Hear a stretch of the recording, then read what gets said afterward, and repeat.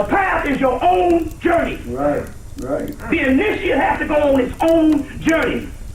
And you can't take nothing with you. And you at the goddamn crossroads.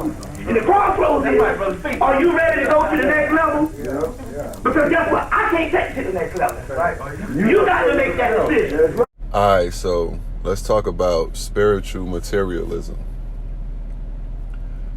Because along your spiritual path, you want to be careful that you don't fall into the pitfall of comparison to another person's path, or having a ego trap and a feeling of being one up on another person, because you might feel like you further along your path, or you have obtained some form of higher knowledge that other people are not aware of. And this can give your ego a sense of superiority. So we want to be careful of that. Because we have to understand this. Spirituality and our spiritual path is not just a straight path. It's not a linear path. Sometimes we might, let's say if spirituality was a numbers thing, right? And it was levels. So we might start off at level 1 and then go to level 68, and then have to return back to level 3, and then go to 71, and then go to 25. So at different times, we're dealing with different things from different perspectives. Sometimes we might get far along our path and then find ourselves dealing with different forms of trauma that also can make us feel like we backsliding and shit like that. We got to be careful of that. That's another trap, and that's another thing that comes from that feeling of superiority over another. You feel me? And I'm starting to notice this a lot going on in what they like to call the conscious community.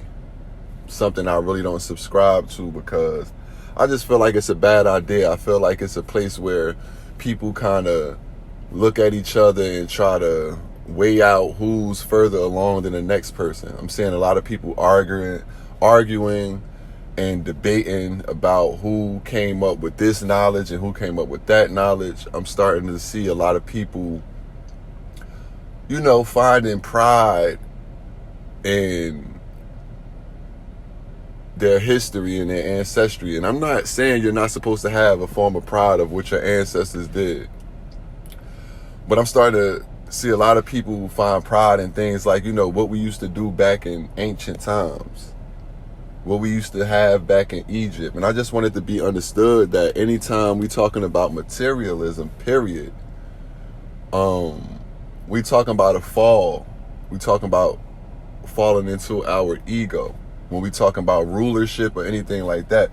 So when people be debating knowledge and these people be going back and forth, I feel like they just be getting stuck in their ego and trying to possess the knowledge itself, and they are possessed by the knowledge. We can fall into the trap of feeling like we have to do things a certain way, that we have to collect certain things to be spiritual. We have to have gemstones, and we have to meditate 3 or 4 times a day. We have to read a certain amount of books and things like that. That don't necessarily mean you're spiritual. Spirituality is a personal journey. Spirituality is what you say it is. It's how you see it. It's personal to you, because your subconscious mind speaks to you in your language. So I'm constantly seeing synchronicity around me through my subconscious mind, speaking to me how I relate. You feel what I'm saying? And I don't expect that to be the same for another. I don't think it's healthy to walk around and believe that you better than somebody else because you read the 48 Laws of Power. You know what I'm saying? And they don't know nothing about that, or some shit like that. Or you went and did ayahuasca or LSD, and you seen certain things, and you went on psychedelic trips, or whatever people be into on a spiritual journey. Because we got to understand, this shit is becoming a trend too. So, like I said, it's just like people that get into religion, people that get into anything new. A lot of times when people get into things new, they like to allow that thing to be their filter or their mask in their new identity. So we have to understand something about our ego. And I always talk about the nature of our ego. The nature of our ego is accumulation, keeping a narrative going. So whatever we pick up, whatever information we pick up, whatever knowledge we pick up, whatever study that we're doing, our ego is going to take on that shape and that form and begin to speak like that and begin to suggest that we look like that, or whatever the case may be. And that's why we got a lot of confusion amongst people that are stepping into their spiritual path. They think they're supposed to dress a certain way. They're supposed to say all of the spiritual buzzwords, and it's supposed to be all about love, light, peace, and blessings and things like that. And I'm here to tell you, the spiritual path is a path of chaos. The spiritual path is a path of putting yourself back together and finding different fragments of yourself through information, through other people, yes. But ultimately, it's a personal journey. And when we find ourselves raising our nose at other people, we find ourselves debating right or wrong, we are caught in our ego.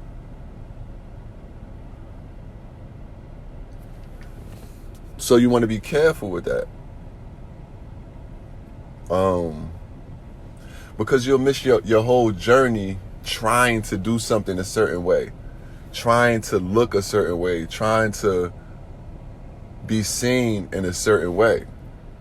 There's no specific way. You are the way. You are a scientist. Spirituality is what science is.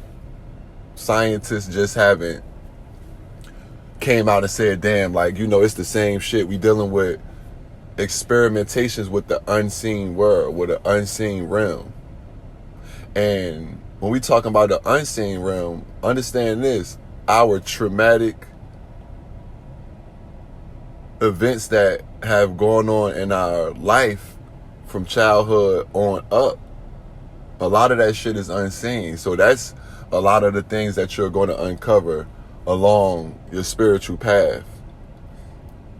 Not too much about ancestors, not too much about angels and guides and things like that. It's about you undoing and unlearning and uncovering the layers that hinder you from just literally being you, being yourself, being able to be unique, being able to be original, being able to express yourself and express your spirituality just through being who you are. Like I always say, I'm from the hood, I'm from the trenches, right? I come from a poverty mindset. I come from people that believe and subscribe to lack. You know what I mean? So yeah, I do come off rough around the edges. I do come from a certain place. I'm not supposed to sound like a hippie. I'm not supposed to sound like the new spiritual guru because I read a couple books. I got to sound like me. So we want to be careful so that we don't neglect our true self, our real self, our authentic self in doing that work. We don't neglect that and pick up a book or pick up a new religion, pick up something spiritual, pick up one of these spiritual symbols, pick up some gemstones, some incense, some tarot cards, and believe that's who we are and make that our new identity. And sometimes this can be a phase that we go through over and over again on our spiritual path because our ego is very tricky. Our ego can be very, very tricky. So we always have to do checks and balances along our path to make sure that we're not falling back into the ego through our spirituality. And it's really just that simple. Because along our path, we pick up some things. They might be useful to us at that moment. And then sometimes we got to learn to put them down so we can pick something else up. So we don't just become the master of one book, the master of one area of knowledge. And ultimately, we become the master of ourselves and our own self-expression. and having a simple ability to be. That's the thing everybody missing. Everybody wants to be. Everybody tries to be. Everybody aspires to be something other than themselves. And so spirituality has become a gateway for that.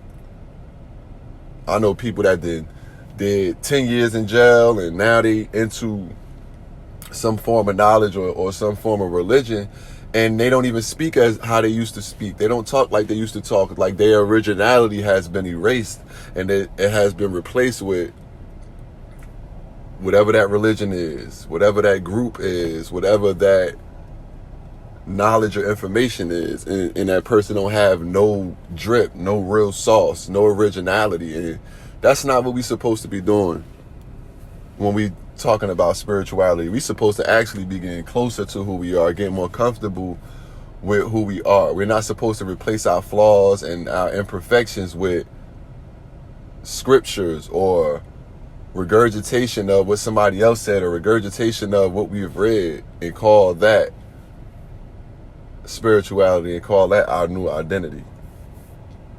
Or looking down at others that are not aware of shit and looking at them as less than just because they're unaware. And trust me, I do get annoyed, I do get aggravated with the fact that I feel like it's a lot of things that's going on in the world that is just clear to see. And I do feel sometimes, and a lot of times, like people just turn a blind eye, like they don't give a fuck, they don't want to know, they want to live in a dream world, they don't want to see reality for what it is. But what I do have to understand is these people serve a purpose too, and it's not my place to pass any judgment on them for their lack of awareness, because on some level we all lack awareness. It's always something you don't know. It's always something you don't see. It's always something in somewhere that you have a blind spot. So who the fuck are we to point out someone else's blind spot and overlook our own? And that's how we know we falling into spiritual materialism and falling further into our ego. And when we fall into that side of our ego, then we really can get lost. We really could get blind. And like I said, we really could just be finding pride and ego in, like I said, things that happened in the past, things that we've been through as on the ancestral level. You know, like when people constantly talking about slavery, shit like that, and they find some form of pride, they walk around like somebody owed them something because they saying, my ancestors went through slavery and we deserve 40 acres and a mule and all of that kind of shit. And they be missing the point. Like, no, you're supposed to advance. Your ancestors want you to advance. Your ancestors don't want you to protest about what happened to them. Just think about your children. For those of y'all that had kids or got family, you want your family, you want your children to advance. You don't want them to suffer in the same way that you did. You don't want them to protest about how you suffered.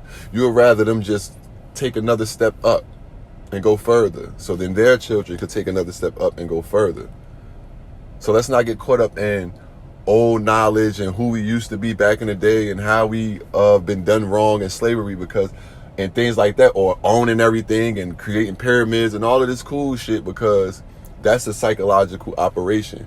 It's for you to be fed through your ego and miss your whole mission and fall into spiritual materialism.